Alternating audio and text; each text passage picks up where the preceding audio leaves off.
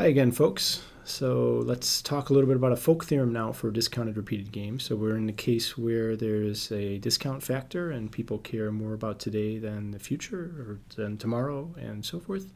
And we want to think about the expansion of the logic that we just went through in some examples, but see whether that holds in a general setting of repeated games. So what's the folk theorem? What's the extension to repeated games? So take a normal form game, and so there's actually very many versions of folk theorems, and we'll do a very particular one which has, I think, the basic intuition behind it and fairly simple proof. So the idea is we're looking at some Nash equilibrium of the stage game. So take a stage game, find a profile which is a Nash equilibrium of the stage game, and then also look for some alternative strategy, and here we have a couple of typos. That should be an A prime. So look for some alternative strategy, A prime, such that everybody gets a strictly higher payoff from A prime than A, okay, where A is a Nash equilibrium. Then there exists some discount factor below 1, such that if everybody has a discount factor above that level, then there exists a subgame perfect equilibrium of the infinite repetition of the game that has A prime played in every period on the equilibrium path. So what this is telling us is the logic that we went through in those two examples of prisoner's dilemmas, where we found the discount factor either half or at least 7/9, etc. Take any game, find a Nash equilibrium of that, and then find something which is better than that, which you'd like to sustain in an infinitely repeated game. And you can do the same logic that we did in those examples in the general case, where there'll be a high enough discount factor that'll make that sustainable. Okay, and basically the proof of this theorem is very similar to what we went through in those examples. So the idea is we'll play A prime as long as everybody plays it. If anybody deviates from that, then we're going to go to a grim trigger. We're just going to threaten to play the Nash equilibrium A forever after, which is giving us a lower payoff than A prime. And we just need to make sure that people care enough about the loss of the future to offset the gain from today. So in terms of the proof, checking that this is a subgame equilibrium for high enough discount factors, what do we have to do? Well, playing A forever, if anyone has ever deviated, is part of a subgame perfect continuation if we ever have a deviation, because it's Nash in every subgame. So we need to check, will anybody want to deviate from A prime if nobody has in the past? And we can bound the gain. So an upper bound on the gain is the maximum over all players and all possible deviations they could have of the best of the gain and payoff that they would get from that. So that gives us a maximum possible gain. The minimum per period loss, so this is the maximum they can gain from today. We'll compare it to the minimum they could lose from tomorrow. So the minimum they could lose is, instead of getting A prime, they're going to go to A. So that's that, and take that the minimum across different players for this. And one question is sort of, why this? The question here is, is really the minimum relative to the Nash equilibrium, or could they gain? So think about this a little bit. Why wouldn't they want to change from the Nash equilibrium in the future? Right? So the idea there is they're not going to be able to help themselves by trying to change away from the punishment, because that is a Nash equilibrium, so they're already getting the best possible payoff if the other people follow through with the punishment. So we've got the maximum possible gain, the minimum possible loss. So if I deviate, then given what other players are doing, the maximum possible net gain overall is I'll gain the M today, but I could lose up to M tomorrow in the future. I'll lose at least M in the future, and this should be an I. Then we've got beta I over 1 minus beta I, and so if you go ahead and set this has to be non-negative, has to be negative in order for players not to want to deviate. So, well, what do we need? We need that m is less than or equal to this. So m over m is less than or equal to beta I over 1 minus beta I, and that gives us a lower bound on beta I. It has to be at least m over m plus m.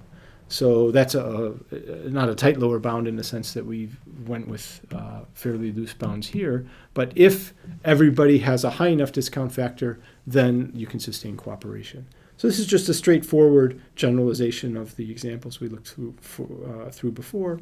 And it's showing us that we can sustain cooperation in an infinitely repeated setting, provided people have enough patience for the future.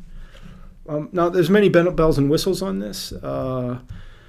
One thing to think about, you can sustain fairly complicated play if you'd like. So let's take a look at the game we looked at before. So the prisoner's dilemma, but now we've got this very high payoff from deviating. One thing you can notice is the total of the payoffs here. The players together get 10. If they cooperate, they're only getting 6 in total. So here, actually playing this makes one of the players really well off. So if they played this in perpetuity, they'd get 3-3. Suppose they try and do the following. They say in odd periods, we'll play CD, right? So in periods 1, 3, 5, and so forth, we'll play cooperate by the first player, defect for the other. So the second player is going to get 10s in those periods. But then we'll play, we'll reverse it in the even periods, right? So now, roughly on average, players are getting 5 each instead of 3 each, right? So what we'll do is we'll alternate, and as long as we're continuing to abide by these rules where we nicely do this, then in the future, as long as everybody does this, we'll continue to do it. If anybody deviates from this, then we'll just go to defect. Right? And you can check and see what kinds of discount factors you need. And are there different discount factors you need for the first player? The player is getting the CD in the first period versus the second player, and so forth. So you can go through that. And actually, this kind of thing is something that people worry about in regulatory settings. So, for instance, imagine that you have a situation where you've got companies bidding for government contracts, and they're doing this repeatedly over time. And one way they could do it is to say, okay, look, we can compete against each other and bid very high every day, or have to bid, to give them the government a low cost every day if there's a procurement contract. But what they could do alternatively is say, okay, look, I'll let you win the contract today, you let me win it tomorrow, and we'll just alternate. And as long as we keep cooperating, we won't compete with each other, we'll enjoy high payoffs. But if that ever breaks down, then we're going to go back to competition. So there's situations where regulators worry, and in fact, there's some various cases that have some evidence that companies will tend to do this to try and game the system and increase payoff. So you can see the kind of logic and what has to be true in order for that to happen. Okay, so repeated games, we've had a fairly detailed look at these things. Players can condition their future play on past actions. That allows them to react to things in ways that they can't in a static game. It produces new equilibria in the game. Folk theorems, partly referring to the fact that these were known for a long time in kind of folklore and game theory before they were actually written down. There's many equilibria in these things, and they're based on key ingredients. Having observation of what other players do, and being able to react to that, and having sufficient value on the future, either by limit of the means, which is an extreme value, or high enough discount factors so that players really care about the future. Now, repeated games have actually been a fairly active area of research recently. There's a lot of other interesting questions on these. What happens if you don't always see what other players do? You only see sometimes. There's some noise in things. What happens if there's uncertain payoffs over time? Our payoffs are varying. So there's a whole series of issues there. There's also issues about things like renegotiation. So the logic here has been, okay, if anybody ever deviates, then we go to a bad equilibrium forever after. So suppose that happens. somebody deviates, and then we, after about a few periods, we say, well, this is kind of silly. Why are we hurting ourselves? Let's go back to the original agreement. Let's forget about things. Bygones be bygones. So we can do better by just starting all over, right? Okay, well, that's wonderful.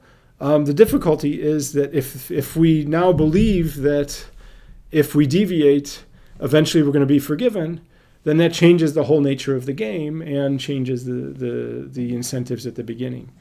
And so incorporating that kind of logic is quite complicated and another area of research in these.